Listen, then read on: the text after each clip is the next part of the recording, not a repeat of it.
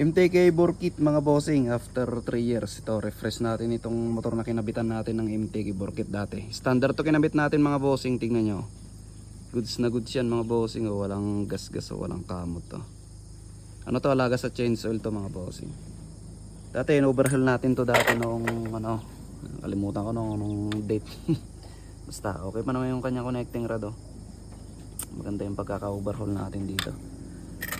Tapos MTK lang yung nilagay nating bore kit.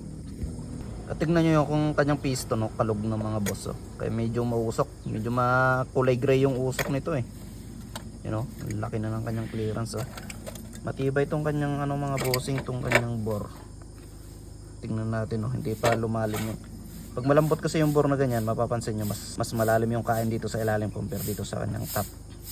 Ito halos magkapantay sila oh. Ibig sabihin matigas yung kanyang ano liner na yan. At dito sa kanyang piston mga bossing, medyo okay naman siya, pero parang malambot din to mga bossing. Pero wala namang kayod na ganyan. Hindi na rin masama sa 600 plus na ano, umabot ng 3 years. O di ba? 600 plus kuha natin dati kasi ginamitan natin ng vouchers galing Shopee. Nag-sale sila dati kaya nakuha ko 600 plus lang tong bore kit. Napakamura lang yan pero matagal na rin, 3 years. Tapos ito pang hakot lang ng ano to eh, palay. Tapos siyempre ginagamit pang bukid. So kasama talagang hirap na hirap tong motor na to. Maraming kinakargang palay at iba pa. Not bad para sa MTK mga boss.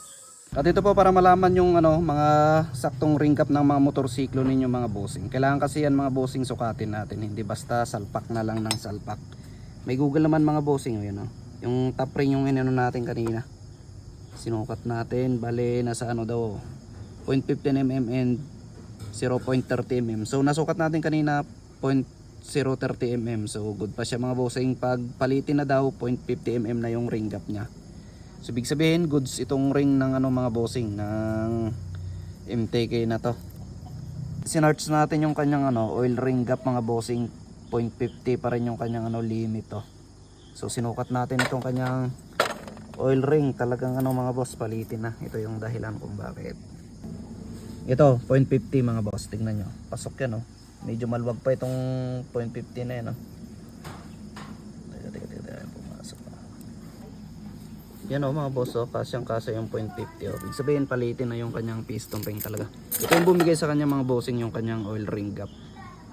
So mas maganda palitan na lang natin ng bagong ano piston ring kasi kita naman umaalog naman siya eh, di ba? Huwag magbase sa Google, sa experience na lang tayo magbase. Kitang-kita naman oh, kalog na kalog oh. Hindi naman ganyan yung normal na ano ng piston eh. Tingnan niyo silip na silip yung kanyang piston ring sa loob oh. Buo na lang para iwas back job tong piston at piston ring papalitan natin. Itong kanyang bore okay pa yan mga bossing. Update na lang natin pag naisalpak na natin yung bago mga bossing. Yun lang, peace out.